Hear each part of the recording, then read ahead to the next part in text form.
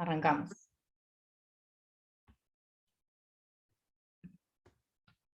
Bueno, bienvenidos y bienvenidas a la sesión oral del primer eje, que es diseño y manejo de la producción agroecológica en transición.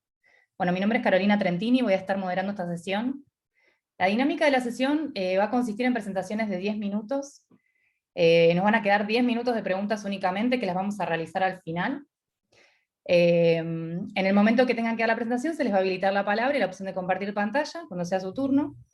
Y bueno, y a quienes les interese, vayan dejando preguntas en el chat, que yo al final de las presentaciones las voy a realizar. Esperemos que estemos bien con el tiempo. Yo les voy a avisar cuando falten 2 minutos, como para que no nos pasemos del tiempo, porque no hay mucho margen. Bueno, si ven que no hago alguna pregunta en el chat, por favor reitérenla, porque significa que se me pasó. Bueno, comenzamos con Cristian Alessio. Hola, ¿cómo va? Hola, ¿cómo estás, Cristian? Bien. Él nos va a estar hablando sobre el impacto socioambiental y económico de una finca agroecológica en Casilda, Santa Fe, Argentina. Así que bueno, todos tenés la palabra. Bienvenidos. Dale, pará que tengo que presentar el Power y estoy Dale. acostumbrado al Meet, no me acuerdo cómo se hace acá. No sé, Compartir pantalla. pero me aparece abajo. Está abajo en el medio.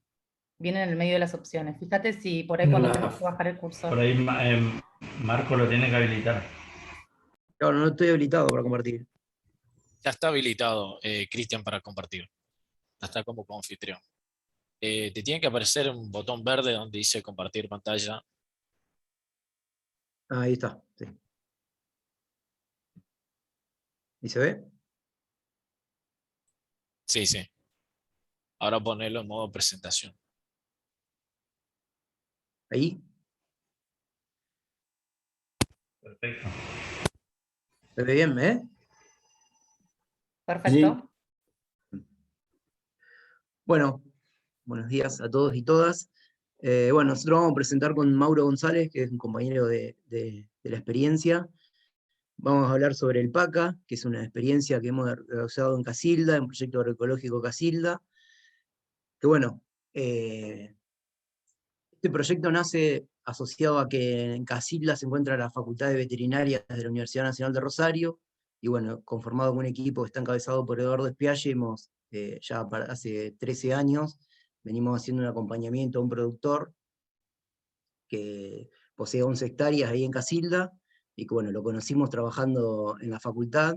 Por ahí, para los que no conocen dónde bien queda Casilda, es el sur de Santa Fe, es el corazón del modelo sojero, y por ahí, bueno, nosotros vemos cómo esta finca que encontramos acá, por ahí rompe con lo que es el paisaje, que en la mayoría de los casos los productores lo que hacen es arrendar para ser parte del modelo hegemónico, y o arriendan sus campos o arriendan servicios para hacer soja, o bueno, la rotación tradicional de trigo, soja, trigo, maíz. Nosotros lo que hemos hecho es, en principio, él venía trabajando con huerta cuando llegó al campo, así que lo que hicimos fue empezar la transición del modelo tradicional que él usaba con huerta, con semilla, bueno, transgénica, con uso de agroquímicos y eso. Entonces lo que hicimos fue, bueno, arrancar la transición por ese lado.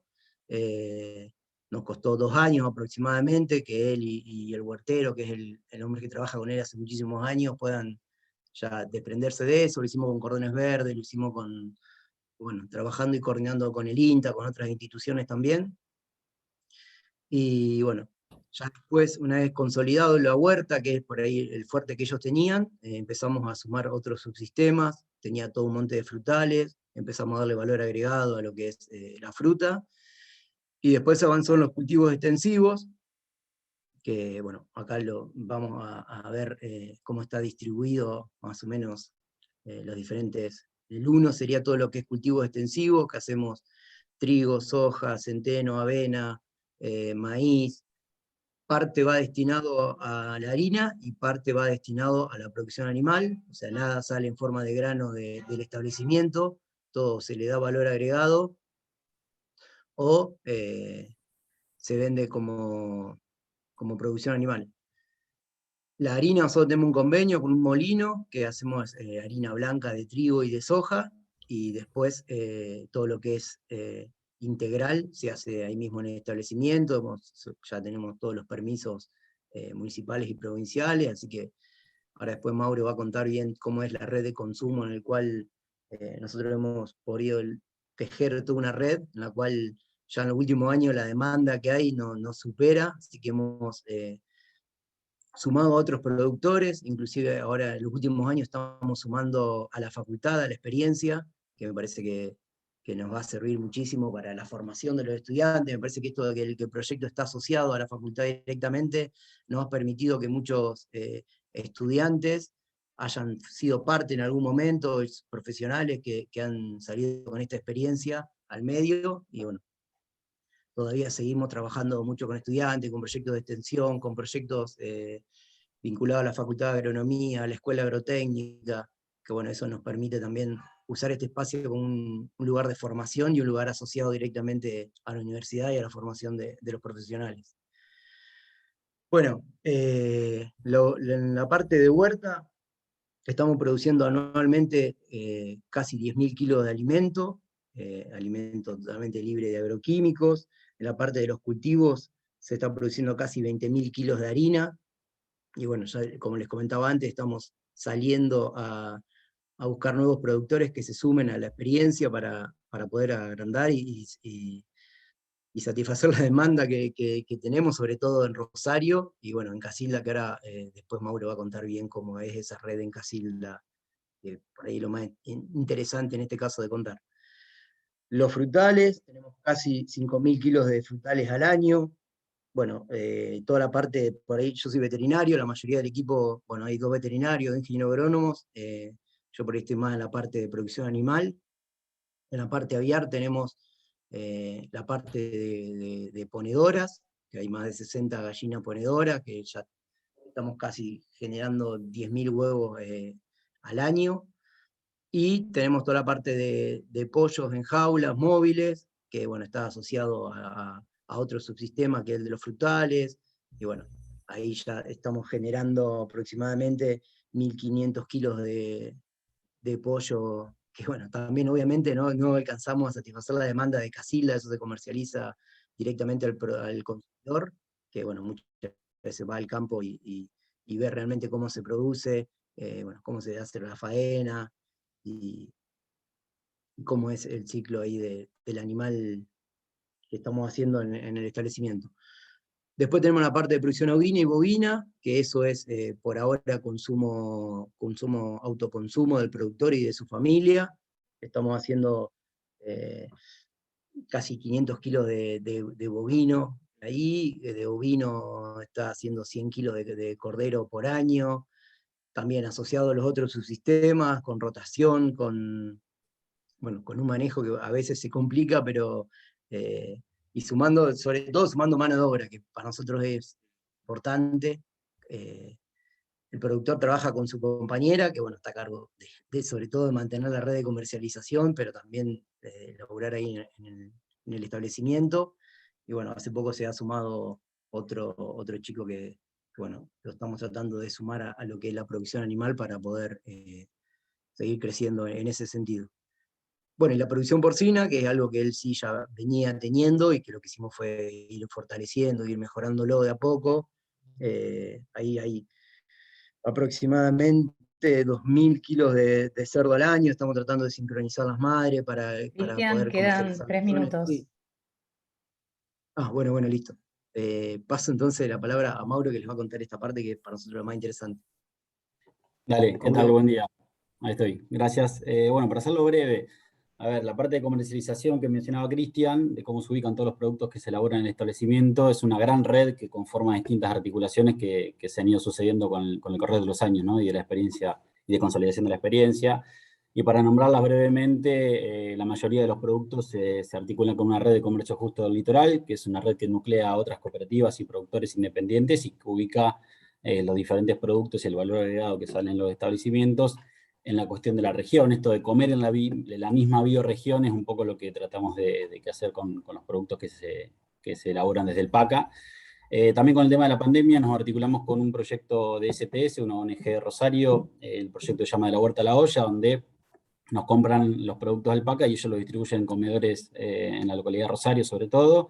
Eso es una red nueva que se gestó a través de la pandemia y que está muy bueno el laburo que hacen los compañeros ahí de la ONG.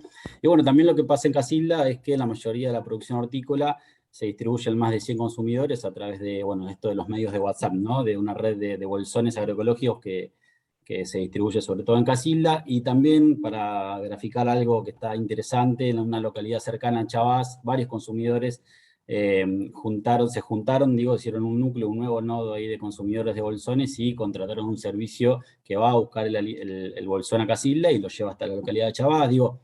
Se van dando dinámicas en los circuitos comerciales que son muy interesantes de ver en esa microrregión, que como contaba Cristian está muy presionada por la cuestión del agronegocio y demás. Nosotros con el PACA tratamos de diversificar los canales y circuitos de comercialización. Y lo otro importante también, hay para hablar más de comercialización, pero para hacerlo en un minuto que nos queda, es la parte de educación y desarrollo territorial que marca ahí la Filmina y esas distintos encuentros que se fueron dando y que se siguen dando en el PACA y que se van a seguir dando. Nosotros tomamos al PACA como una escuela en sí misma y la articulación que tenemos por un lado con la universidad, pero por otro con gestar nuevos sitios de aprendizaje, de acompañamiento y de interacción entre productores y productoras, en esto que llamamos de tranqueras abiertas al establecimiento, recibe visitas constantemente y eso genera dinámicas sociales muy interesantes porque, por ejemplo, una experiencia concreta en el 2019 que hicimos, que bueno, se frenó por la pandemia, fue la escuela EPA. Ya terminamos. Mauro, estamos en un tiempo. Ya estoy. Menciono la EPA, que es la Escuela Popular de Agroecología, por la cual pasaron más de 400 productores y productoras de todo el sur de Santa Fe y el norte de la provincia de Buenos Aires, que está bueno también de remarcar. Así que bueno, eso, para hacerlo breve, lo dejamos ahí. Gracias. Dale, muchas gracias Cristian y Mauro, disculpen, pero la verdad que el tiempo es muy corto, me estoy dando cuenta. Bueno, pasamos a la presentación de Damián Vega. Damián, si querés ir compartiendo pantalla. Hola, buen día. Bueno, en principio, Buen día. ¿cómo están? Qué alegría escuchar el caso de Santa Fe. Cristian, no sé si te acordás de mí, que anduvimos por allá con el equipo de suelos, así que una alegría encontrarnos acá. Bueno, aunque más no sea en la virtualidad. Bueno, ahí comparto pantalla. ¿Me dicen si se está viendo? Sí, sí se ve. Bueno, buenísimo. Bueno, el trabajo este es sobre el manejo agroecológico de enfermedades. La Pampa Austral, en particular en los casos de La Aurora y Monte Callado, son dos experiencias agroecológicas en esta región. Bueno, en principio el manejo agroecológico de enfermedades, como ya sabemos, se basa en lo que respecta a la dimensión ecológico-productiva, en la diversificación de la vegetación y la promoción de la salud del suelo como los principales pilares. Y bueno, una de las cosas que venimos trabajando es que esto, por supuesto, impacta diferente en los distintos tipos de fitopatógenos, las distintas especies, porque hay mucha heterogeneidad en cuanto a los ciclos de vida de estos organismos. En función de eso, lo que trabajamos es armar una reclasificación de los fitopatógenos para pensarlos como una comunidad, y armamos grupos funcionales de fitopatógenos, que son grupos que tienen características ecofisiológicas o de historia de vida similares, y nos basamos en dos atributos del ciclo de vida, que son la supervivencia y la forma de dispersión, y esto para relacionarlo justamente con el diseño y manejo del agroecosistema, ¿no? Esto que estamos hablando de la agroecología, y lo que buscamos es tratar de aportar a responder esto de, bueno, entender las causas que provocan las epidemias, que es la gran pregunta que nos hacemos en esta área de manejo agroecológico de enfermedades, ¿no? Y bueno, por otro lado, también rescatar todo lo que son la mirada más holística, la dimensión más social, cultural, etcétera, que trae, por ejemplo, el enfoque de barrera, el manejo holístico de plagas, que tienen tener en cuenta las percepciones, los conocimientos de los agricultores, los procesos de aprendizaje social que se dan en esto, la capacidad de respuesta de esa comunidad de agricultores frente a los problemas, sus redes de articulación, y por supuesto siempre considerando el contexto socioeconómico. Bueno, en la Pampa Austral, Argentina, estamos acá en el sur de la provincia de Buenos Aires, es la principal región triguera del país. Ahí se da un fuerte avance de la agricultura industrial en las últimas décadas, como en todo el país, con una creciente agriculturización, homogenización del paisaje, mayor superficie con soja, concentración de la tierra, homogenización. Y bueno, y acá es donde están ubicados los campos La Aurora, que es muy conocido ya, es donde trabajó Eduardo Sardá en sus inicios, impulsó ahí esa transición agroecológica con Juan Giel, y Monte Callado es otro campo que está cerca de la ciudad de Tandil. Son dos casos paradigmáticos de productores familiares que tienen más de 20 años de experiencia en agroecología en sistemas extensivos. Y bueno, lo que nos propusimos acá es, bueno, analizar en qué consistía el manejo de enfermedades en estos dos casos de estudio, considerando el diseño y manejo del agroecosistema y los conocimientos que se construyeron localmente. Entonces, acá lo que, como metodología, trabajamos con metodología de estudio de casos en los dos campos, con metodologías de relevamiento de información cuali y cuantitativa, o sea, una metodología mixta. Tomamos el trigo como caso de estudio, digamos, como cultivo, por su importancia que tiene a nivel regional y también en los dos predios estos, y consideramos, analizamos las distintas variables del diseño y manejo que están relacionadas con los distintos grupos funcionales, y para eso usamos mediciones directas, tanto a través de imágenes satelitales, sobre todo en lo que hace a la heterogeneidad del paisaje, y determinación a campo, sobre todo en cuestiones de los bordes de los cultivos, y por otro lado complementamos con una entrevista estructurada para relevar el manejo del pasado reciente, lo restringimos a los últimos 5 años.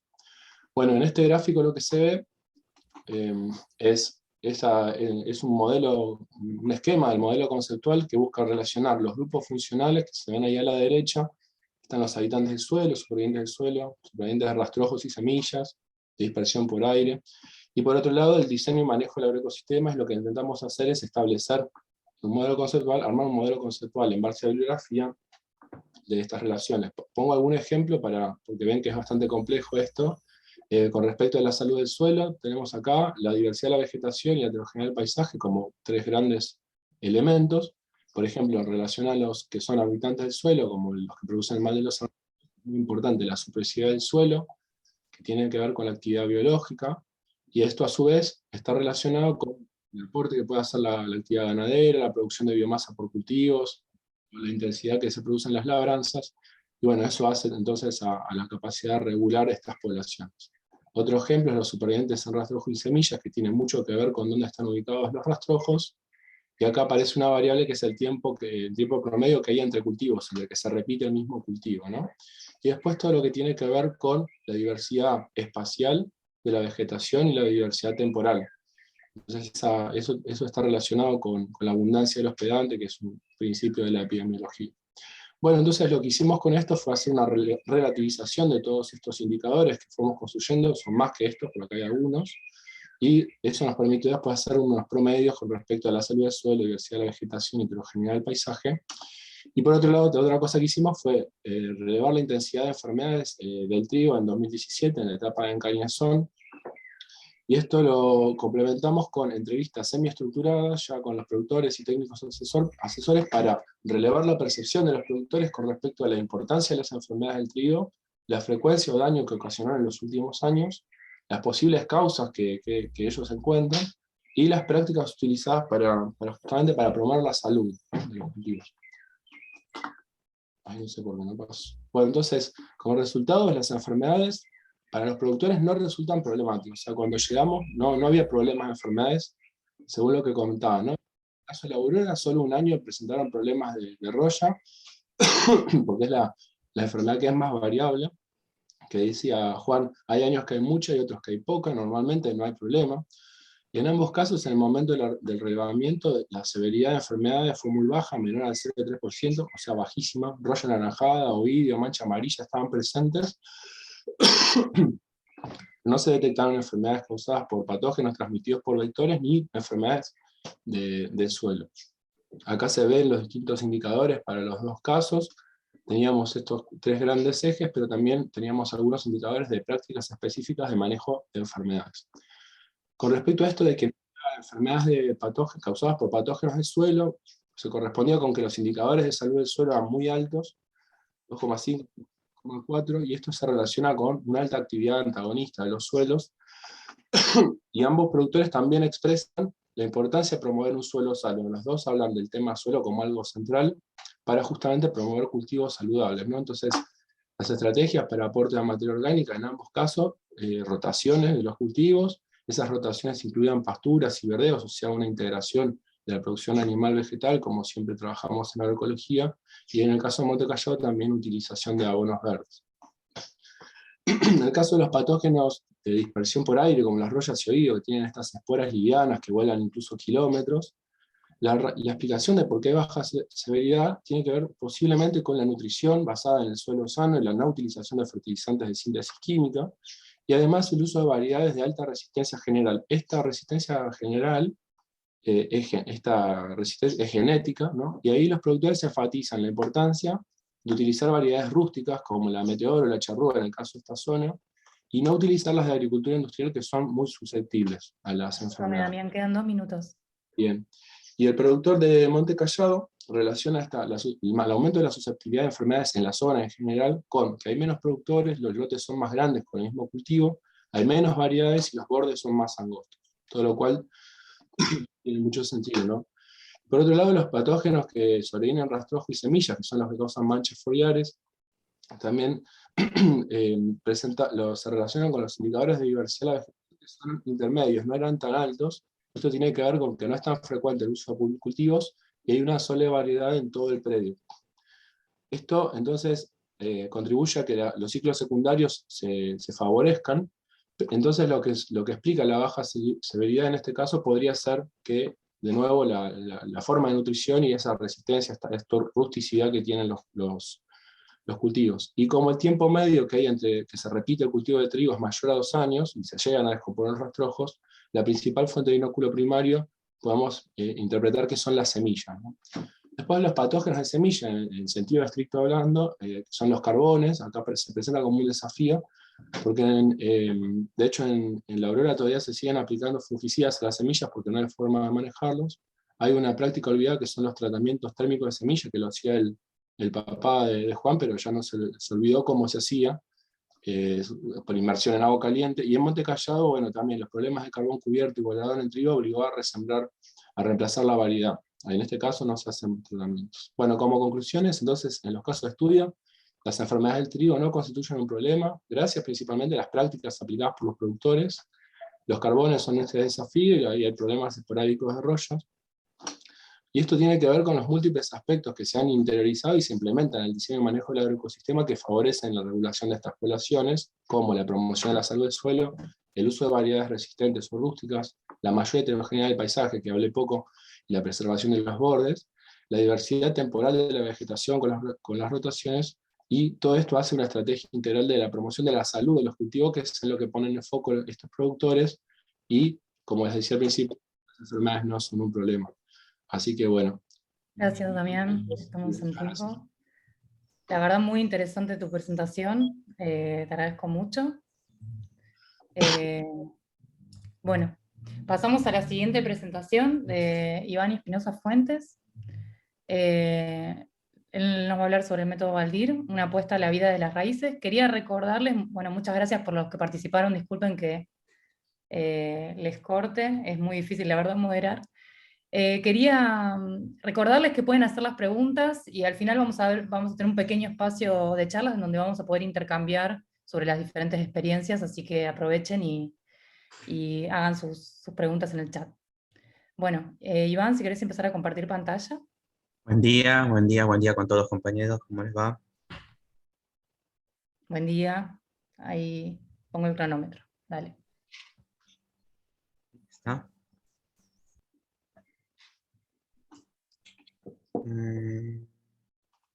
Ay, disculpen un ratito, ¿dónde está?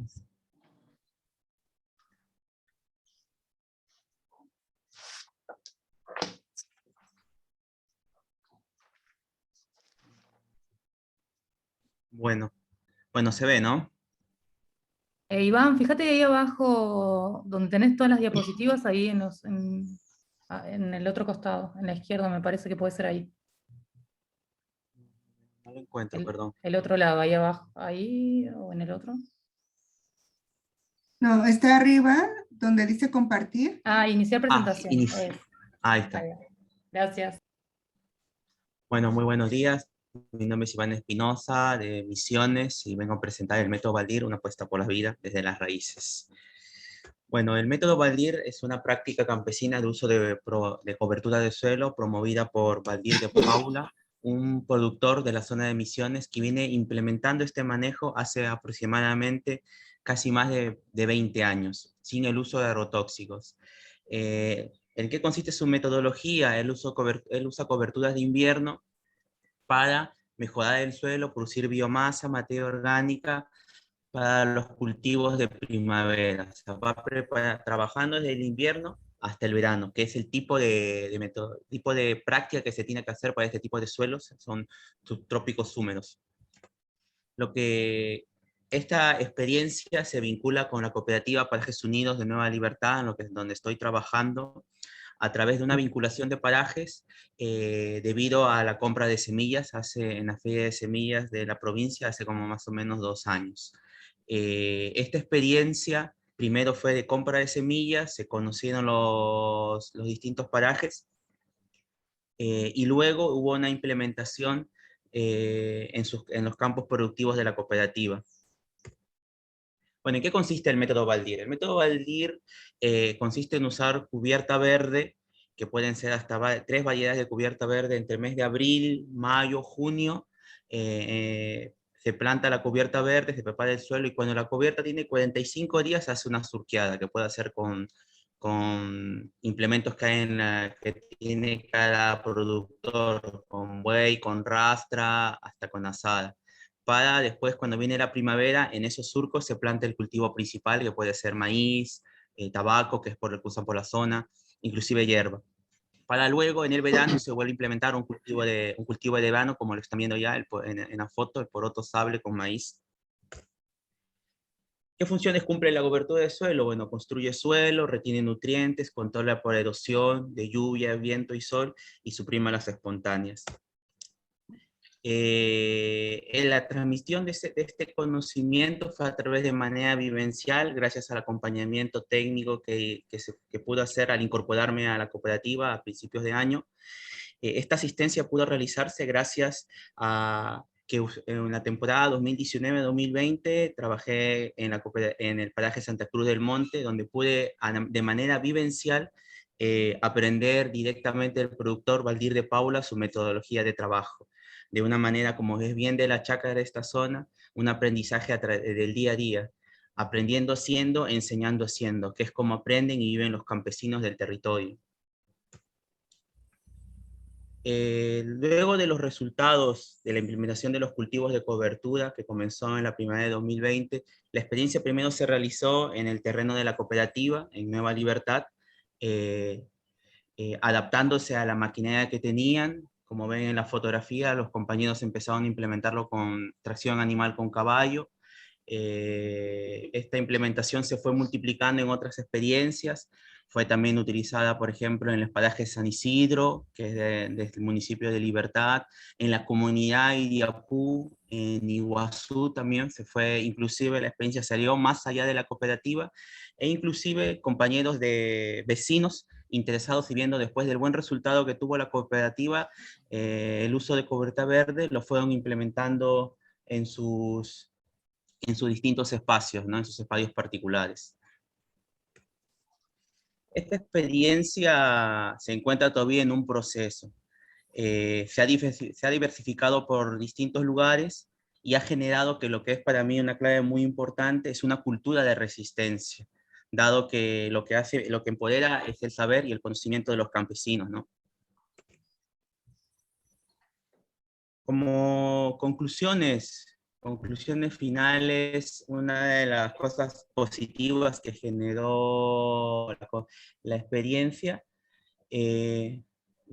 fue que se generó espacios dentro de los espacios de la cooperativa, se generó espacios particulares para el uso para la producción de semillas de cobertura y las semillas criollas. Se construyó una casa de semillas como algo muy importante para la conservación y el almacenamiento de las semillas.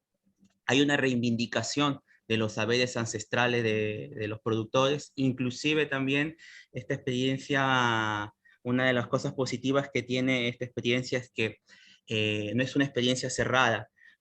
hay una gran posibilidad de adaptarlo al uso, a los suelos, a las necesidades, a las herramientas que tienen los productores de cada zona. Inclusive también esta metodología de trabajo lo hemos ido incorporando como herramienta de manejo en el Sistema Único de Certificación Participativa que está haciéndose en la provincia. Esta metodología de trabajo se adecua a las necesidades locales de los productores en un constante aprendizaje entre ellos y generando realmente una cultura de resistencia. Quiero mencionar que la cooperativa Libertad, por ejemplo, fueron tierras erosionadas por el uso intensivo de forestales, en el caso de los pinos, dejando las tierras ácidas y casi destruidas, y gracias a la implementación de esta tecnología, de esta metodología, se ha tenido muy buenos resultados, poco a poco se está creciendo y los compañeros van implementando esto y diversificando la experiencia. Bueno, eso sería todo, compañeros. Muchas gracias. Dale, muchísimas gracias, Iván, por tu presentación. Ahora damos la palabra a Natalia Alves. Ella nos va a estar contando sobre una evaluación de policultivos frutihortícolas agroecológicos del nordeste argentino. Bueno, les recuerdo que pueden dejar preguntas sobre las diferentes presentaciones y a quién la dirigen. Bueno, buen día. La palabra. Gracias, muchas gracias, Caro. Buen día para todos. Si bien este es un trabajo un poco más de investigación, es una experiencia que se realizó en la Facultad de Ciencias Agrarias de la Universidad Nacional del Nordeste, en Corrientes, capital, y lo que se buscó fue generar información más que nada para los productores. Este trabajo lo realizamos junto con la ingeniera Paula Layón, que también está presente. Así que bueno, podés pasar la próxima. Gracias, Victoria. Bueno, y como les contaba, el objetivo fue evaluar un poco el desempeño de los cultivos hortícolas bajo el dosel de diferentes árboles frutales del nordeste argentino. Estos árboles frutales fueron seleccionados en un lote del campo experimental de la facultad, son árboles frutales nativos, por un lado especies de aguaí, guayabo, ñangapirí, y una especie de níspero que si bien no es nativo, pero sí está naturalizado. Y estos frutales se combinaron con especies hortícolas, en donde se midieron distintos factores para evaluar la efectividad de los cultivos, y hablando dentro de la agroecología, hablando de la necesidad de diversificar la producción en los diferentes estratos, ¿no?, de los productores. Entonces, buscando por ahí que los productores tengan información y que puedan de alguna forma, al diversificar su producción, obtener ingresos durante la mayor parte del año, por un lado, y por otro lado, que aquellos productores que producen únicamente para consumo propio, como es el caso de algunos productores familiares que producen solo hortalizas o solo frutales, que puedan tener información sobre una opción que les ofrezca una dieta tal vez balanceada, mediante la incorporación de alimentos que hacen importantes aportes al organismo en cuanto a vitaminas y minerales, y que por ahí no son ingeridas en cantidades suficientes, sobre todo bueno, en las zonas urbanas y rurales. Entonces, bueno, lo que se hizo fue, ahí tenemos un esquema que yo lo hice más en dibujo para que se entienda un poco. Lo que se hizo fue evaluar justamente distintos factores, como dice ahí, radiación, hojarasca que ofrecían los frutales, bueno, cómo afectaba el sombreamiento también, que ahí podemos ver en los dibujos, en los esquemas, en las distintas horas del día, y lo que se hizo fue sembrar las hortalizas debajo en una forma circular como para que las mediciones sean un poco más objetivas. Puedes pasar al próximo. Bueno, este es un esquema del lote. Era más fácil explicarlo con esquemas, así que si bien ahora les muestro algunas imágenes, pero este es básicamente el lote de frutales que el campo experimental de la facultad cuenta con lotes de distintos cultivos, y esta es una superficie destinada a la producción de frutales no tradicionales, en donde se encuentran, se eligió justamente porque ahí está diversificada, digamos, la producción de estos frutales, que fueron implantados aproximadamente en el año 94. Y bueno, lo que se hizo fue, durante los meses de febrero a septiembre del 2016, consociar estos frutales con especies hortícolas de estación, que se seleccionaron en base a los órganos de aprovechamiento. Se seleccionó, por ejemplo, perejil para el aprovechamiento de las hojas, otra hortaliza de tubérculo, donde se aprovecha el tubérculo del hipocótilo, como el rabanito, que tienen un rápido crecimiento, y otra hortaliza como lo fue la arveja, que bueno, se aprovechan sus frutos. Entonces lo que se hizo fue dividir el lote en 4 parcelas correspondientes a cada especie frutal, y se seleccionaron 6 árboles frutales adultos de la misma especie que estaban en plena producción en cada una de las parcelas. Y a esas especies seleccionadas se la combinó con 3 especies hortícolas que se ubicaron debajo de la cobertura arbórea de cada frutal, en donde se tomaron 2 ejemplares de la misma especie para cada casa. Para mí es muy fácil explicarlo porque hicimos el trabajo, digamos, con la ingeniera, pero por ahí si alguien tiene una pregunta después la vemos. Y bueno, y a su vez, como pueden observar ahí en el esquema, dejamos un lote testigo, digamos, para las hortalizas, sin la influencia de los frutales. Y bueno, para realizar los riegos, que es una pregunta que siempre me hacen, se hizo a través de regaderas. No teníamos una fuente cercana, pero sí podíamos llevar un tanque acoplado a un tractor, así que de esa forma se realizaron los riegos. Y ¿puedes pasar a la siguiente?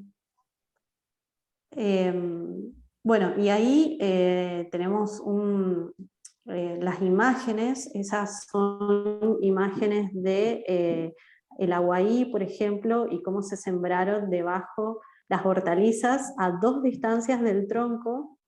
Esto para evaluar el efecto por ahí de la radiación y de la hojarasca de las especies frutales.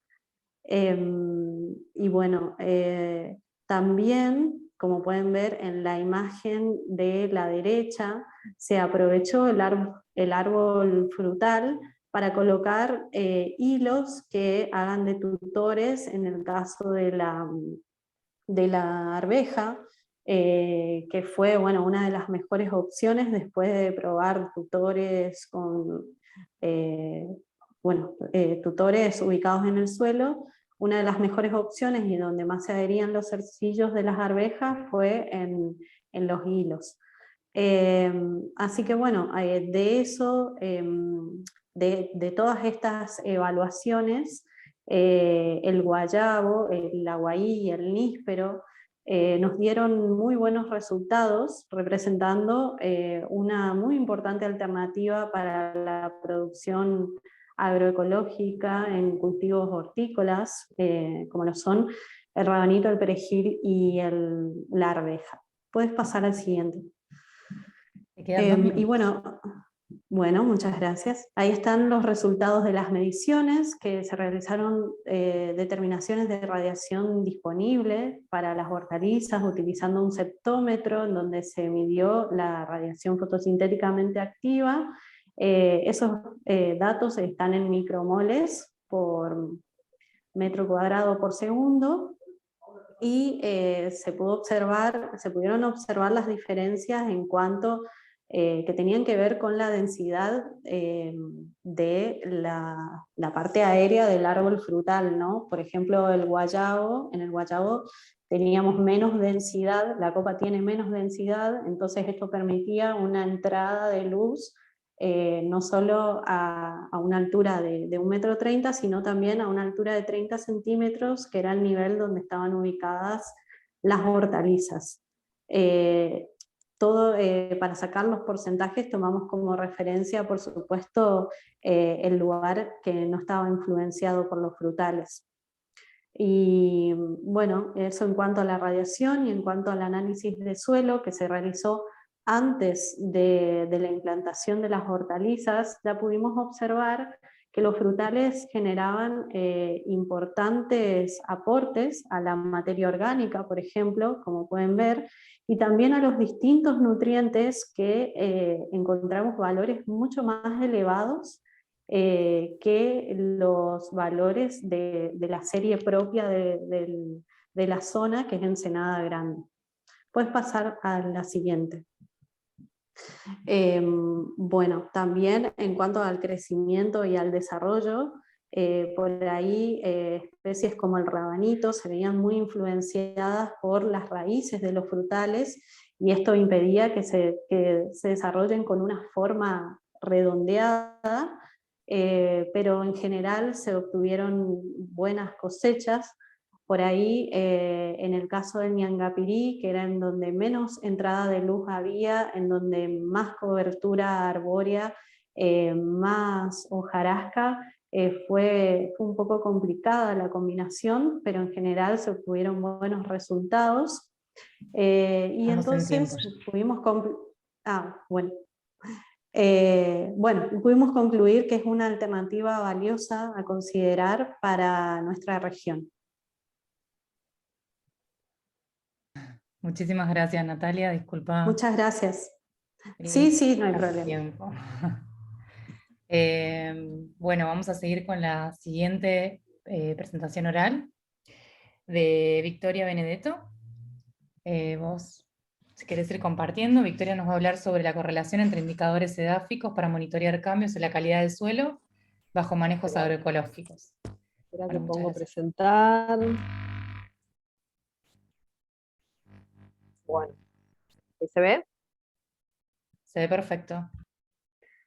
Bueno, yo, como decía recién Carolina, voy a presentar este trabajo sobre una correlación de los indicadores edáficos del manejo, digamos, para monitorear el cambio bajo manejos agroecológicos. Mi nombre es Victoria Benedetto y formo parte de este grupo de autores que venimos de distintas instituciones, del INTA, de la localidad de Oliveros, en el sur de Santa Fe, de la Facultad de Ciencias Agrarias, también de la Universidad Nacional de Rosario, de distintas cátedras, la cátedra de microbiología, de edafología y la cátedra libre de agroecología. Un poco para contarles, digamos, el marco de este trabajo. En el 2015 se inició un módulo de producción extensiva con enfoque agroecológico en los bordes que lindan, digamos, la estación experimental con la localidad de Oliveros, que lo van a ver en la foto con sombreado de amarillo. Es un sistema mixto, tiene 3 hectáreas sobre un suelo, bueno, alquidol típico de la zona, digamos, y en el cual, a partir del 2015, se lo abordó como una zona de exclusión, que son aquellas zonas, digamos, en donde en las diferentes localidades, acordes a las ordenanzas y al conflicto por por los agroquímicos, se delimitan zonas donde no se realizan más aplicaciones de insumos de síntesis química. Nosotros a partir del 2015 no se aplicó más, digamos, ningún tipo de insumo de síntesis química, ni plaguicidas, herbicidas, ni fertilizantes, tampoco químicos. Entonces, bueno, un poco el objetivo fue evaluar la evolución longitudinal del suelo, porque siempre se pensó que la calidad del suelo está afectada por el uso del mismo, y desde el enfoque agroecológico, a través de la promoción, digamos, del suelo como sistema viviente, en todas sus propiedades, digamos, emergentes que se dan por las distintas variables que caracterizan al suelo, empezamos a medir indicadores biológicos para ver la evolución longitudinal. Este trabajo que vamos a presentar tiene el objetivo de establecer, digamos, una relación entre las variables biológicas y las físico-químicas del suelo, que lo llevamos adelante a través de un análisis estadístico, como para tener un indicador simple de suelo. Y para mostrarles los sitios en los cuales venimos haciendo estos análisis, tenemos lo que sería el diagrama del módulo agroecológico, del cual seleccionamos la presentación, no sé si ustedes... el cual seleccionamos 3 sitios de estudio. Uno es el lote 2, al cual todo tiene rotación agrícola-ganadera. Ese año, el 2019, las evaluaciones había predominancia de cultivos de cobertura. El lote 3, que también es rotación agrícola-ganadera con predominancia de cultivos de grano. Y el lote 4, que tratamos de mantenerlo como lote, digamos, de rotación agrícola, porque en la zona del sur de Santa Fe, la mayoría de los periurbanos con zonas de exclusión, a la vez de que son sistemas extensivos de producción, no hay integración ganadera. Entonces, bueno, tenemos eventual pastoreo en esos lotes por algún manejo estratégico, pero tratamos de mantener una rotación agrícola. Y por otro lado, para tener una referencia de estos cambios que se van dando en el suelo, establecimos un sitio de referencia que le llamamos parque, que es el parque de la estación experimental, que es un suelo casi prístino, libre de prácticas, digamos, agropecuarias, y un suelo disturbado con más de 30 años de historia bajo producción agrícola convencional. Esto es sistemas simplificados, alto uso de insumos, baja diversidad en la rotación y en la secuencia de cultivos, que ya explicaron los compañeros anteriores, digamos, la descripción del manejo convencional. Entonces, en ese módulo agroecológico, las prácticas que se llevan adelante están muy vinculadas a la promoción de la diversidad y particularmente de la diversidad edáfica, pensando en el aporte que hacen las prácticas en el manejo agroecológico. Entonces se llevan adelante cultivos de cobertura, cultivos de cosecha que se realizan con asociaciones con otros cultivos. Se integró a la ganadería en el manejo. A su vez, dentro de cada uno de estos cultivos, como mencionaban las asociaciones y las consociaciones, se realizan cultivos polifíticos, que son cultivos que tienen entre 4 y 10 especies distintas, para, digamos, con el objetivo de aportar distintas funciones dadas por la diversidad, digamos, de las plantas, y específicamente por el aporte de las rizóferas o de las raíces, en lo que hacen a la salud del suelo. Entonces, un poco para anteceder a los resultados de este trabajo, en el congreso del año pasado, presentamos los indicadores biológicos de suelo, que son el carbono de la biomasa microbiana, la actividad enzimática global, que es producto de las enzimas liberadas por los microorganismos, y algunas enzimas específicas que participan en los ciclos biogeoquímicos de los nutrientes del suelo, vinculadas al ciclo del carbono, al ciclo del fósforo y al ciclo del azufre. En esas mediciones del año pasado encontramos diferencias significativas en cuanto a los distintos tipos de manejo, que lo podemos ver en este gráfico de telaraña, donde el parque, que está en verde, es el que tuvo los valores más altos de los indicadores, de todos estos indicadores biológicos, seguidos por los manejos agroecológicos y por último el manejo convencional. Con esto lo que pudimos detectar es que los indicadores biológicos, esto era 2019 y nosotros habíamos iniciado este proceso en el 2015, permiten tener señales tempranas de cómo evoluciona el suelo bajo manejo agroecológico. Cuando evaluamos los parámetros físico-químicos, tanto los agregados estables, el carbono orgánico total, el contenido de la materia orgánica y el pH, podemos ver que entre el manejo convencional y el manejo agroecológico no se ven diferencias significativas.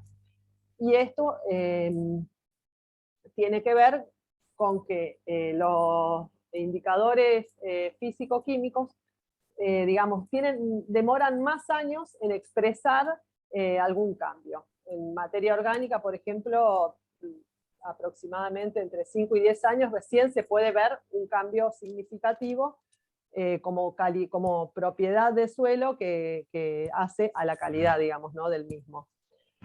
Entonces, bueno, dada esta situación de tener indicadores biológicos que permitían ver la tendencia del ecosistema bajo el manejo agroecológico, y los parámetros físico-químicos que no daban diferencias significativas, se hicieron diferentes análisis estadísticos con todos estos datos, análisis de componentes principales, de clúster, que son como agrupan los distintos resultados que daban de todas estas variables, y se utilizó la correlación de Pearson, que es, digamos, como una medida de la asociación, o de la fuerza que tiene, o de la magnitud, o de la potencia que tiene la asociación lineal entre dos variables, que pueden ser variables con unidades independientes. Entonces lo que ven en este gráfico son todas las variables medidas, las microbiológicas, y las vinculadas a cada aspecto físico y químico del suelo, como la estabilidad estructural y el carbono orgánico.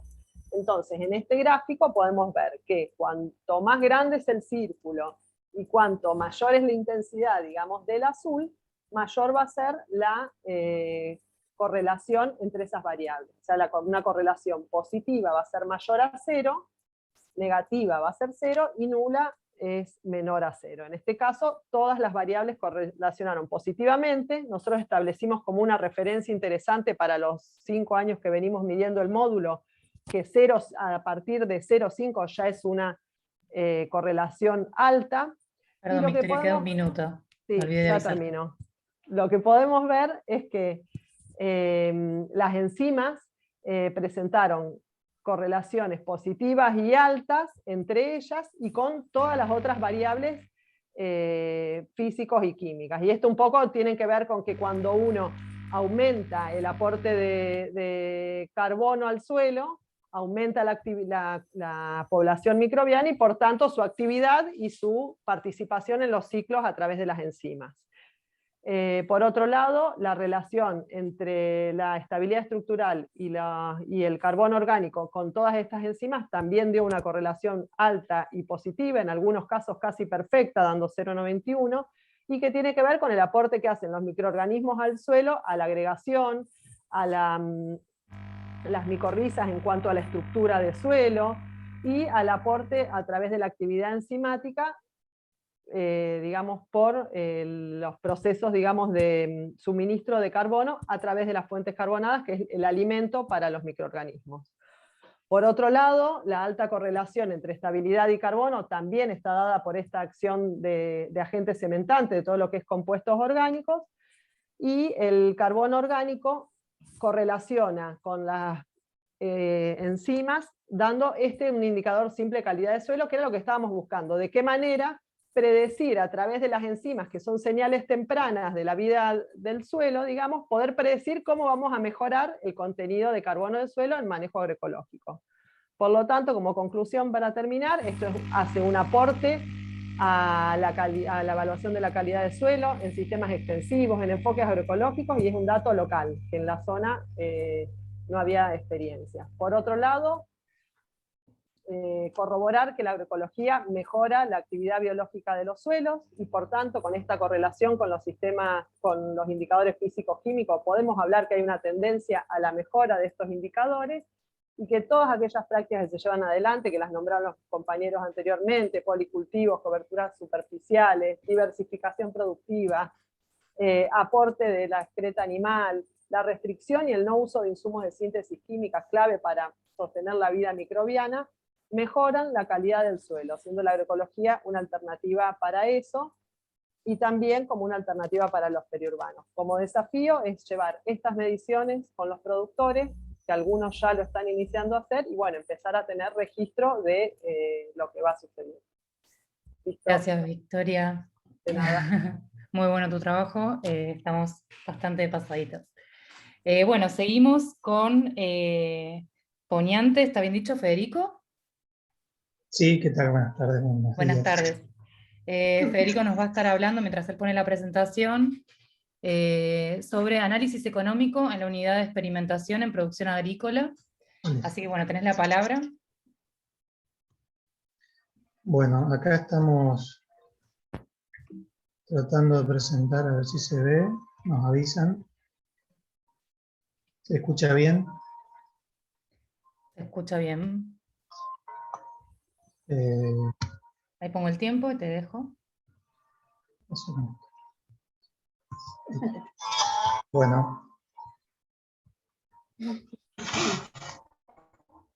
Bueno, buenos días a todos. Gracias por el espacio. Acá estamos con mis compañeros Gabriela Celi y Federico Poniente. Mi nombre es Soledad Raulet. Vamos a presentar el análisis económico de la unidad de experimentación en producción agroecológica. Esta unidad es un sistema de producción extensiva, producción de cultivos extensivos y ganadería en integración. Y bueno, en este caso vamos a presentar el análisis económico. El objetivo fue analizar sobre todo la parte económica del sistema. Este sistema está compuesto por, tiene una superficie aproximadamente de 42 hectáreas, y en ella realizamos diferentes cultivos de renta, los cuales van a ser analizados en la campaña 18-19, 19-20 y 20-21. La metodología, bueno, fue sobre todo analizar los márgenes brutos de las actividades de renta, como la ganadería, la apicultura, y bueno, lo que es agricultura, sobre todo trigo, soja y sorgo. La ganadería se anualizó, ya que se hace un sistema de invernada que dura 2 años, pero en este caso para hacer el análisis económico se tuvo en cuenta solo 1 año, y se consideraron sobre todo los rendimientos promedio de las 3 campañas y los precios actuales de los insumos y los productos. Además, realizamos un análisis de sensibilidad utilizando las principales variables críticas por el método de Monte Carlo.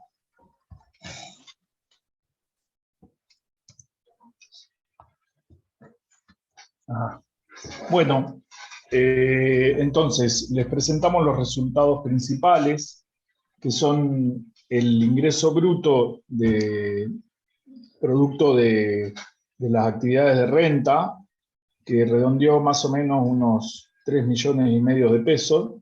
Nosotros esto lo hicimos con valores tanto de los insumos como de productos del cierre de esta campaña 2021, o sea, valores de abril, mayo de este año. Nos dio unos 3,5 millones de ingresos, que expresados en dólares son unos 23.600 dólares, y en toneladas de soja unas 118, como para tener una idea, una referencia más allá del peso. Y los costos totales, que incluyen tanto las actividades propias de los cultivos de renta, como otras, como los cultivos de cobertura, mantenimiento de cortinas, es decir, que no generan costos y no generan ingresos, pero están incluidos ahí del orden de los 2.300.000 pesos, lo que nos deja un margen de aproximadamente 1.200.000 pesos, u 8.100 dólares por año, para un sistema de unas 40 hectáreas, como es este. Lo que vimos es qué capacidad tiene un sistema así, pese a que es un sistema experimental. Si quisiéramos, ya vemos que tiene un resultado positivo, pero ¿qué pasa si queremos pagar los factores de la producción, la tierra, el trabajo, el capital, la organización, a sus precios de mercado? Es decir, consideramos como un criterio de costo de oportunidad para la tierra el alquiler, Para el trabajo, el jornal que establece el convenio de Guatre de un peón rural. Para el capital tomamos una tasa de interés real del 3%, y para la organización lo que sería también el sueldo de un encargado. Bueno, todo eso, si nosotros valorizamos las cantidades de recursos que son puestas en juego en este sistema, las 42 hectáreas, los 115 jornales de trabajo, el capital, nos da aproximadamente un poquito más, si quisiéramos pagar, nos da un poquito más que el ingreso que obtuvimos, que el margen bruto. Es decir, que está, podríamos decir, que el sistema paga sus factores de la producción, es competitivo. O en todo caso, si no lo llega a hacer, está en las mismas condiciones que cualquier otro sistema PYME de la República Argentina. Otro análisis que hicimos fue, bueno, más allá de la situación de precios y rendimientos de esta campaña, un análisis de sensibilidad, donde tomamos diferentes distribuciones de precios para las actividades de renta y diferentes rendimientos. Hicimos una simulación, como decía la Sole, con método Monte Carlo, 100 iteraciones, y lo que están viendo en ese gráfico es, sobre el eje de las X, el margen bruto que se obtiene, y sobre el eje de las Y, la frecuencia acumulada, es decir, la probabilidad de ocurrencia de ese margen bruto. Lo primero que tenemos que ver es que no hay situaciones de negatividad, es decir, pese a que sensibilizamos con situaciones de bajos precios y rendimientos, el margen bruto nunca desciende de 1.050.000 pesos, y tiene algo más de 1.300.000 pesos como máximo. Y lo que es interesante, marcamos ahí dos líneas. Una a la izquierda, el consumo familiar. Si nosotros valorizamos en forma externa al sistema, lo hicimos, dijimos, oh, ¿cuál es el valor de una canasta familiar establecida por el INDEC, que ronda los 800.000 pesos anuales? Vemos que este sistema es capaz de sostener siempre ese consumo. Ahora, si le agregamos, todo como estamos trabajando con el margen bruto, si le agregamos lo que sean los gastos generales del establecimiento, es decir, todo lo que fuera impuestos, los gastos de estructura, no los gastos de producción, ya se nos va un poco más. Y bueno, hay situaciones en las cuales un sistema, que en este caso de 42 hectáreas, no podría no siempre sostener o no siempre garantizar. Entonces, vamos a las conclusiones. Bueno, lo que estuvimos viendo es que en estos casos estábamos hablando de un sistema productivo de 42 hectáreas, de un sistema de producción extensivo, con enfoque agroecológico, y donde por ahí la escala, el tamaño del sistema puede llegar a condicionar algunos de los factores de producción, sobre todo cuando hablamos de la maquinaria, hablamos de la mano de obra, puede estar influenciado por el tamaño de que se trate. Sin embargo, digamos, nosotros al estimar los gastos de estructura, pensábamos, bueno, esta es una unidad experimental, no es el campo de una familia de productores, donde por ahí las decisiones tienen que ver con cuestiones más comerciales, sino que se trata de una unidad que se encuentra dentro de una experimental del INTA, y entonces, bueno, hay cuestiones... Quedan 2 minutos, discúlpame. Gracias. Más allá de todas estas cuestiones que pueden ser, digamos, de cuestiones que mencionamos de dificultades, vemos que la validez de los resultados son óptimos y que se pueden, digamos, tener en cuenta para cualquier sistema de producción. O sea, el desempeño del sistema es bueno, teniendo en cuenta lo que hemos probado. Entonces, como conclusión, podemos decir, el sistema de producción agroecológico tiene muy bajos costos de producción, utilizando todas las tecnologías que son basadas en el enfoque agroecológico. Vemos también que cualquier ajuste que impacte mejora en los rendimientos, si hay cualquier práctica que podamos lograr mejorar un poquito los rendimientos, ya vamos a ver mejoras muy interesantes en los resultados económicos. O sea, así como estamos trabajando, vemos que los márgenes brutos son interesantes. Si pudiéramos ajustar algunas prácticas para mejorar los rendimientos, serían proporcionalmente mucho más altos. Y no vemos diferencia en la mayoría de los sistemas productivos familiares, por lo menos de acá de la zona nuestra, en cuanto a la capacidad de retribución de esos factores de producción. Y lo que vemos que es altamente sustentable, porque ante algún cambio de variables, ese tipo de producción diversificada hace que nosotros podamos, aunque aumenten los precios de los productos o bajen un poco los rendimientos, el sistema se mantiene bastante estable y por lo tanto es sustentable en el tiempo. Así que bueno, muchas gracias. Cualquier pregunta estamos a disposición. Muchísimas gracias, Federico. Espectacular el tiempo. Ahí vamos a seguir con la presentación. Si hay preguntas, después las vamos a hacer al final. Pietrarelli Liliana. Ella nos va a estar hablando sobre estrategias productivas y la transición agroecológica de un sistema ganadero diversificado en Córdoba.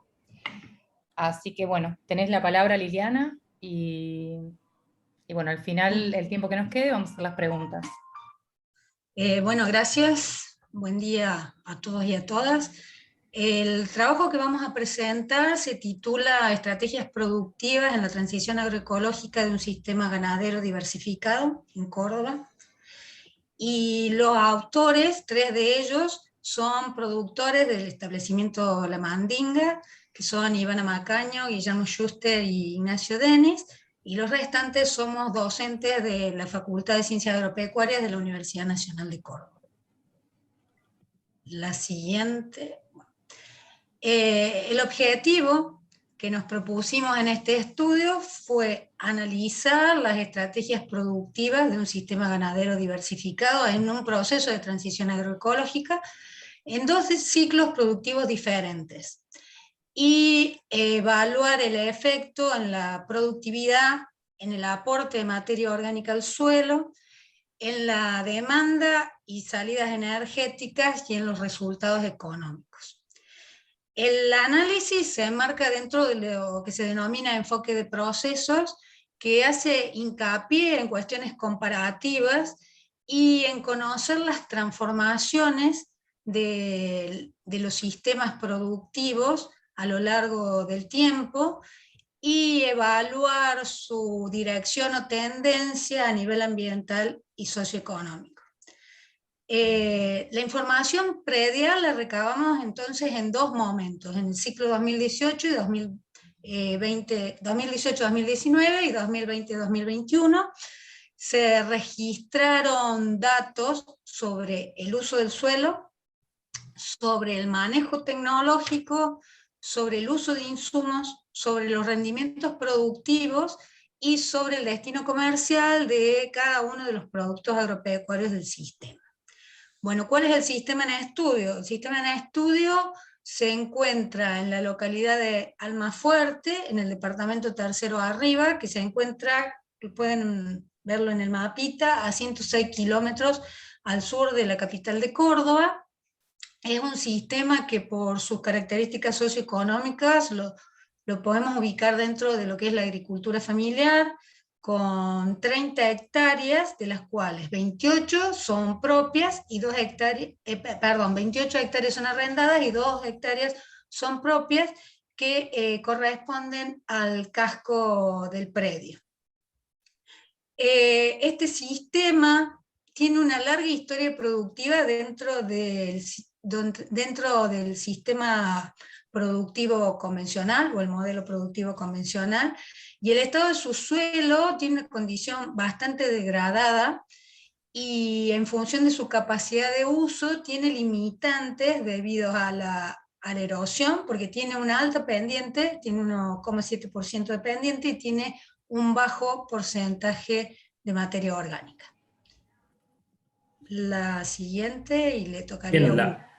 Bien, buenos días a todos. La presentación en el gráfico que tenemos en la parte superior izquierda es una modelización que trata sobre la estructura y parte de la dinámica del sistema en estudio.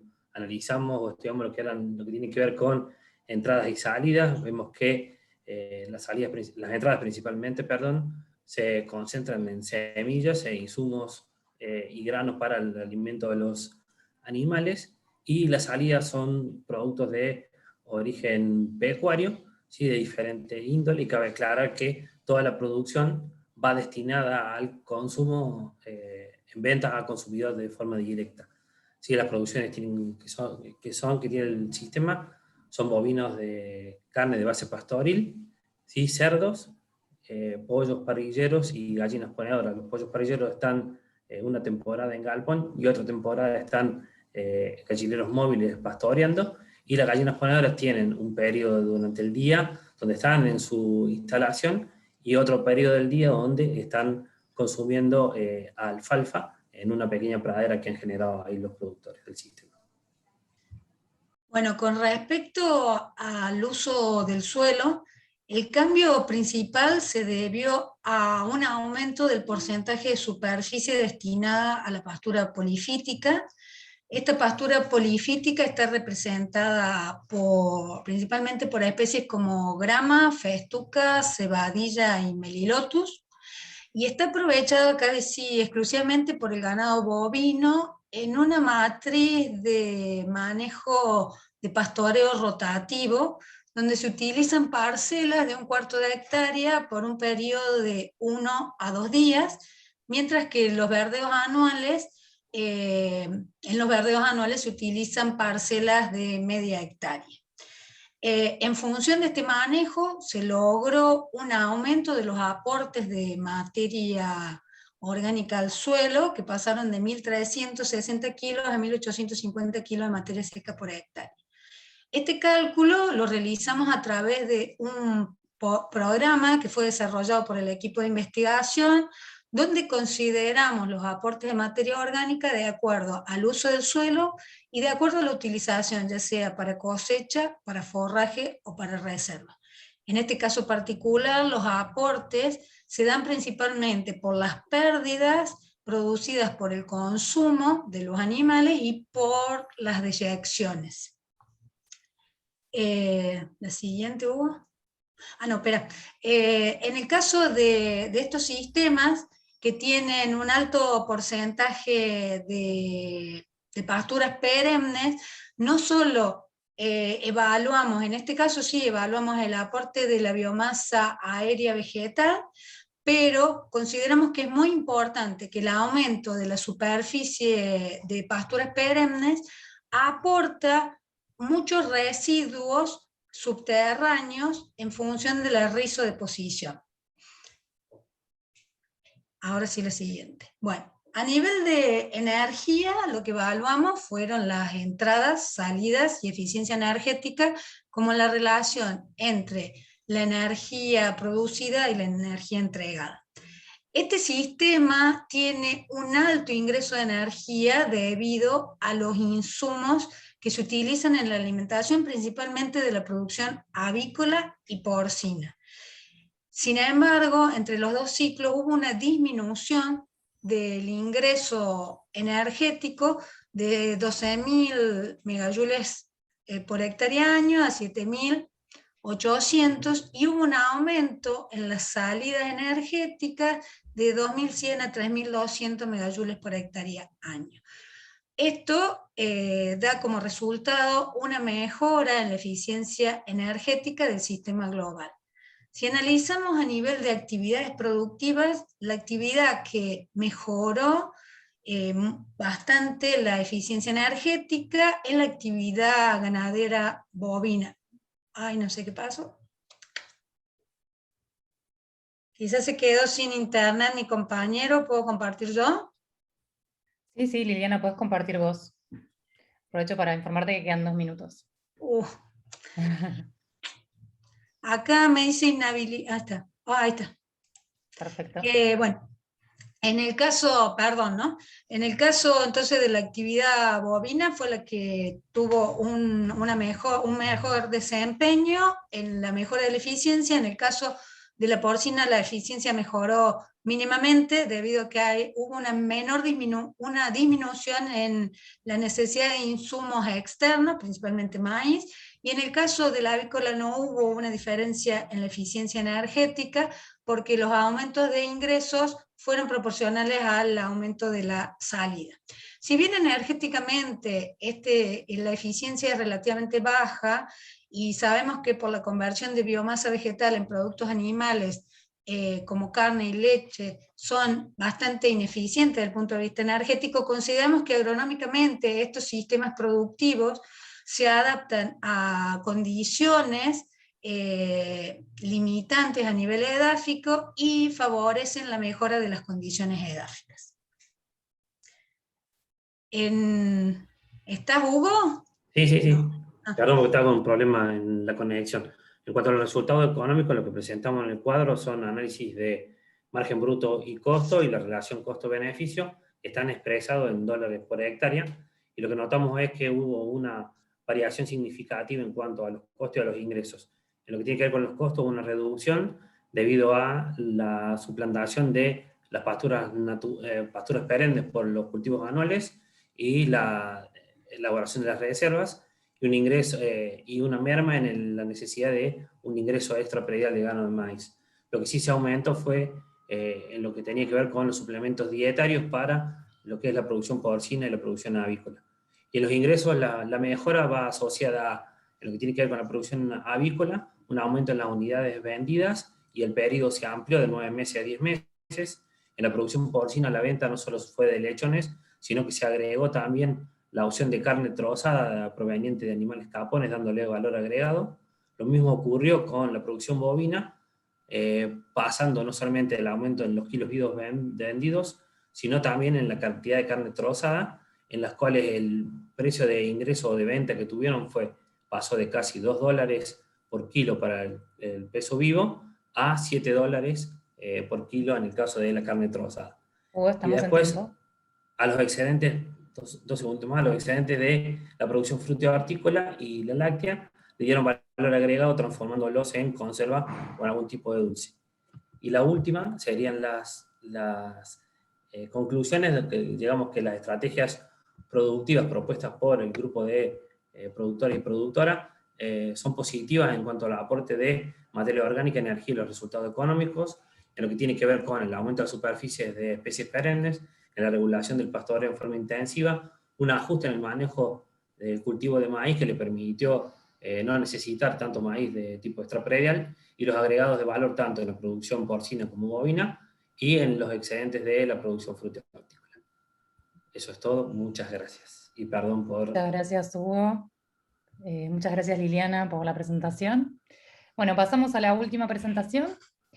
Va a estar exponiendo Lilia Salazar.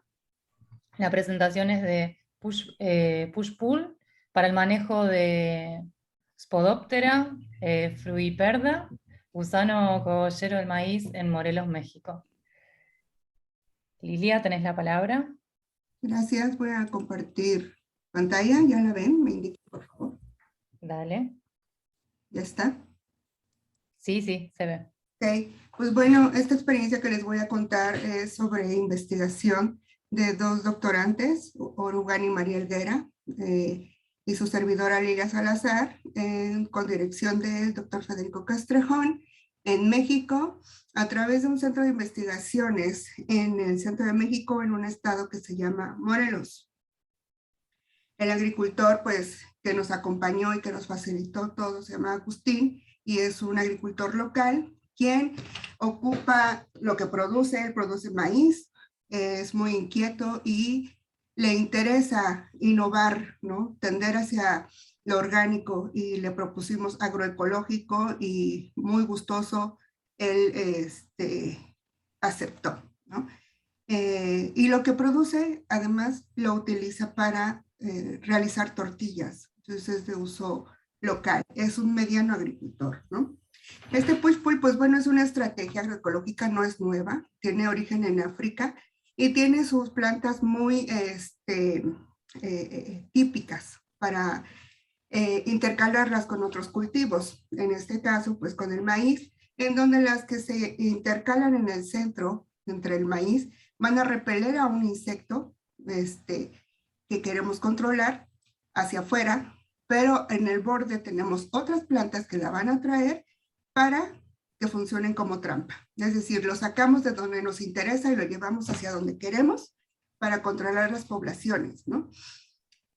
Pero ¿cuál es el reto? Si está en África y ha funcionado, pues simplemente lo trasladamos a México, ¿no? Pues no. Pues ese, precisamente, que tenemos que adaptar esa estrategia, y lo que hicimos nosotros fue a través de la experimentación científica en laboratorio y en vivero, tener una lista amplia de plantas posibles para utilizar y conocer sus cualidades para manejar a un insecto control, que en este caso, pues lo que nos interesa es producir maíz, controlar al insecto, porque provoca muchos daños en el cultivo de maíz, pero además quisimos diversificar. ¿Y cómo vamos a hacer esa diversificación? Nada más ponemos y ya, no se trata de eso. Queremos ir más allá del empirismo, y entonces lo que estuvimos buscando, pues bueno, uso de plantas nativas, pero si había que utilizar otras plantas de amplio espectro o de amplio uso a lo largo de varios países, pues bueno, también probar su eficiencia. Y como algo nuevo en este sentido, es el trabajo que hizo mi compañero Guerra, que ya está publicado, pues conocer esas cualidades, esos componentes químicos que van a hacer, que van a repeler ese insecto en cuestión, y cuáles van a ser atrayentes para ese insecto en cuestión de control, ¿no? Y pues bueno, es así que obtuvimos de esa lista algunas posibilidades para combinación, después de la experimentación en campo con el gusanito, que le dimos a decidir qué planta prefiere más. En el caso de las atrayentes, si es el maíz o esa otra atrayente, pues bueno, nos da indicios de cuáles podemos entonces combinar y de qué manera. Pues es así que las atrayentes quedan en los bordes del cultivo, e intercalados con el maíz son las que van a repeler. Y pues bueno, en el diseño en vivero, pues se hace muy bonito en el papel y todo, pero ¿qué pasa cuando lo llevamos a nivel de campo? No avanza. A nivel de campo tuvimos que platicar con el agricultor, muy gustoso, y él y sus compañeros fueron y dijeron, perfecto, nos parece buena idea, pero además, ¿qué sucedió? Pues bueno, ya les comenté que es un mediano agricultor. De él tomamos la experiencia de cómo maneja su suelo, las fechas de siembra y los tipos de semilla de maíz que utiliza. Ellos adaptaron precisamente la reformadora de surcos, que aquí lo vemos en una foto central, y cómo incorporan el rastrojo para realizar una mínima labranza y tender hacia la agricultura de conservación, ¿no? Entonces, todo ese bagaje que tiene el agricultor, nosotros lo empleamos, y lo que innovamos aquí, junto con él, es realizar camas para sembrar el maíz, pero también esas plantas acompañantes que seleccionamos previamente. Y pues aquí participamos toda la comunidad, amigos, compañeros, alumnos y demás, y otros agricultores. También tuvimos que pagar jornales para los que sembraban maíz, y aquí tienen una estaca muy típica, que es la manera en que se siembra aquí, y eso respetamos, ¿no? Hacen un hoyo con esa estaca y tiran las semillitas de maíz, y aquí tiene su cubetita y ahí va avanzando en esa postura, para que al final nosotros lo que queríamos tener, esto que teníamos planificado en un cuadrito muy bonito, vean cómo se transformó a nivel de campo el paisaje. Y pues bueno, como resultados, ¿qué obtuvimos? Los logros, lo logramos. Nosotros como alumnos nos aventamos, que no somos agricultores, vean cuando salieron los maicitos y todas esas plantas que estuvimos ahí cultivando, nos dio emoción verlas crecer, verlas desarrollarse, y desde la altura con un dron, esto obtuvimos cómo transformamos ese paisaje cuando al lado es monocultivo, un puro monocultivo. Y aquí pues acercamientos de cómo se ven las plantas que convivieron con el maíz, que en este caso fueron en cempasúchil. En otra parcela experimental estaba el epazote, en otra parcela experimental estaba una especie de crotalaria y alrededor estaban los pastos, que típicamente es así como se establece el push-pull. Y pues bueno, vean la altura, el desarrollo, el vigor de las plantas, a final de cuentas, y esta es nuestra propia cosecha. La ventaja que el agricultor nos permitió tomar todos los datos que nosotros necesitábamos para el sustento científico del establecimiento de este push-pull. Nosotros cosechamos, cuantificamos también la cosecha. Y pues, ¿qué obtuvimos? Efecto en el gusano cogollero, 35% de presencia del gusano en el push-pull, mientras que en el maíz convencional 70%. Por lo tanto, el nivel de daño en uno fue menor, en el push-pull, y vea la gran diferencia con respecto al maíz convencional en la misma área colindante. El rendimiento, pues bueno, con esta estrategia, aunque fue variable, fue definitivamente casi o más del doble con respecto al maíz convencional, y en push-pull obtuvimos esta cantidad por hectárea. Y si cuantificamos el rendimiento de las forrajeras, también es bastante, de 40 a 60 toneladas por hectárea. Aquí como una planta forrajera está la crotalaria, y la cuantificamos y se estima 5 toneladas por hectárea, pero además otros beneficios que tiene esta planta, pues que puede ser utilizada como abono verde. Mientras que en el maíz convencional simplemente no se cuantifica ese valor, porque no hay esas plantas acompañantes, ¿no? Simplemente es un cultivo, y aún así, si se supone que cultivan en esa densidad de siembra, es porque quieren garantizar cierto nivel de producción, pero el gusano cogollero les da para abajo, entonces no tienen más que solo el maíz para producir, y eso se ve reducido drásticamente. Y queda pues, un poquito menos de 2 minutos. Sí, gracias. Y aquí, pues bueno, la cuantificación en dólares, pues la producción agroecológica es más del doble bueno, casi el doble respecto a la convencional. Esos datos también ya están publicados por mi compañero. Tiene el rigor científico, y aquí solamente quise mostrar esa experiencia. Se puede escalar. ¿Qué sigue? Si queremos trasladarlo, queremos escalarlo, tenemos grupos de agricultores muy entusiasmados queriendo participar en estos. El gobierno local también conoció nuestra estrategia y también quiere implementar y diversificar esta experiencia, ¿no? Nos falta validación de la misma para que entonces ya se amplíe el uso de la estrategia. Y coincidimos con Inés Gazzano, que ayer comentó que hay que articular actores, campos, instituciones, universidades y políticas públicas. Y es lo que necesitamos para que esta estrategia que proponemos se magnifique. Pues muchísimas gracias. Eso sería todo. Muchísimas gracias a vos, Lilia. Hermosa la experiencia. Bueno, hermosas las presentaciones de todos. Estamos ya a 1 minuto de que tener que volver a la sala. Nos dan 15 minutos de gracia que los vamos a usar para las preguntas, así que voy a tratar de ser eficiente con eso. Por favor, así podemos contestar todas porque hay varias. A Natalia,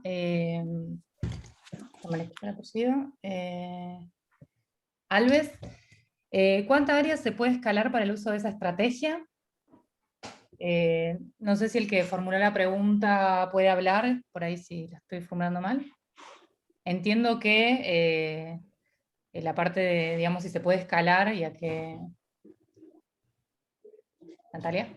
Bueno, en principio este lote de frutales tiene un área de 20 por 100 metros, pero la verdad es que teniendo en cuenta las experiencias de productores de la zona podría ser menor. Lo que pasa es que en este caso se hicieron varias repeticiones, pero para la producción y teniendo en cuenta que acá en la zona, por ejemplo, los productores tienen, los más chicos tienen capaz que 20 hectáreas como mucho, se podría reducir. Pero bueno, tomando como referencia, este lote es de 20 por 100. Está bien, muchas gracias, Natalia. Bueno, Victoria, son varias preguntas, las voy a hacer juntas a ver si se pueden sintetizar. ¿Cómo lograron el manejo de mal llamadas malezas? Si se relacionaron esos datos con la productividad de biomasa que queda en el sistema, productividad restando la cosecha. Y la tercera pregunta es si es posible realizar un kit de uso in situ para tenerlo disponible en campo de fácil entendimiento para usuarios. Esas 3 preguntas, cualquier cosa te las repito. Bueno, por el tema de manejo espontánea, sí, es un cuello de botella en los sistemas extensivos, más que nada las perennes de verano. Nosotros usamos distintas estrategias que tienen que ver con adaptar fechas de siembra, con uso de cultivos de cobertura, la integración ganadera, usamos diferentes herramientas, probamos algunas herramientas que tienen corte vertical, digamos, o que no trabajan removiendo el suelo, sino que hacen un corte, quise decir labranza vertical, que hacen un corte paralelo a la superficie del suelo, que les cortan el cuello, como una reja a pie de pato, que le corta el cuello de la raíz. Usamos distintas estrategias. Igual es un cuello de botella para la producción extensiva, como lo es también la tenencia de la tierra para la producción extensiva, que son muchas hectáreas concentradas en pocos productores, entonces también son preguntas, también lo dejo como eso, no lo puedo resolver más que usar distintas estrategias de manejo. Y después con respecto a la pregunta de productividad, me mareó un poco la pregunta, me imagino que tiene que ver con lo que nosotros incorporamos al suelo, digamos, lo que ingresa al suelo es los restos de cosecha, digamos, restando lo que los restos de cosecha, que depende del cultivo, pueden ser 2.000, 3.000 kilos de materia seca por hectárea. Los cultivos de cobertura en general aportamos entre 5.000 y 10.000 kilos de materia seca. El bosteo andaremos en 0,6, 0,7 bostas por metro cuadrado, como para calcular, digo, de eso el carbono. El 40% de eso que ingresa es carbono, y pensándolo en relacionarlo con los microorganismos. Esa productividad, si está medida así tal cual lo que dije, tiene una relación directa con la actividad microbiana, y no solo es el aporte aéreo, sino es el aporte de las raíces, que para nosotros ese es el gran aporte que hacemos en el manejo al suelo y a la calidad, digamos, del suelo. Es la diversidad, y usamos muchas estrategias, digamos, de manejo vinculadas a, por ejemplo, no son suelos que son suelos muy limosos, que se compactan fácil, digamos, naturalmente, además de las prácticas que uno puede hacer arriba. Aprovechamos también las raíces, como el uso de los cultivos de cobertura polifíticos, de las crucíferas que tienen raíces pivotantes. O sea, es como que nos tratamos de evaluar bastante las raíces. Nos faltaría quien mida algo de raíces, así que el que hizo la pregunta. Yo de todos me traería un combo que nos vengan a dar una mano acá, que somos pocos. Disculpen, creo que vamos a llegar porque quedan 2 minutos, me dicen que no, son 15, son 5, así que quedan 2 minutos nomás.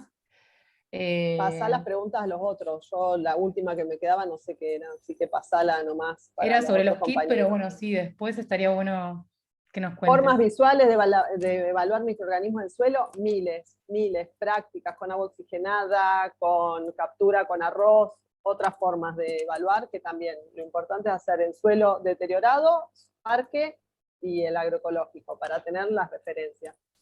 No es necesario el laboratorio, pero bueno, suma también. Bueno, para Federico igual posiblemente nos corten la sala, pero bueno, ¿consideraron incorporar un marco teórico de la economía social para evaluar esta propuesta de diversificación productiva? Esto sería muy útil para pensar el impacto para la agricultura familiar. La economía de la unidad productiva, cuando está integrada con una unidad doméstica, cambia las lógicas económicas y aparecen los flujos no mercantiles como muy relevantes. Claro. Sí, justamente nosotros hacíamos referencia a eso, que estamos hablando de una unidad experimental. La dimensión social es un poco la que está faltando en función de estas cuestiones que preguntan. La idea es, obviamente, trabajar estas cuestiones en un campo de familias de productores donde se puede, de hecho estamos haciéndolo, por ahí no todavía con los resultados y los datos para mostrar, en el campo de las familias donde justamente trabajan y viven allí. Entonces, lo que está faltando en esta experiencia, tenemos la dimensión económica, la dimensión ambiental,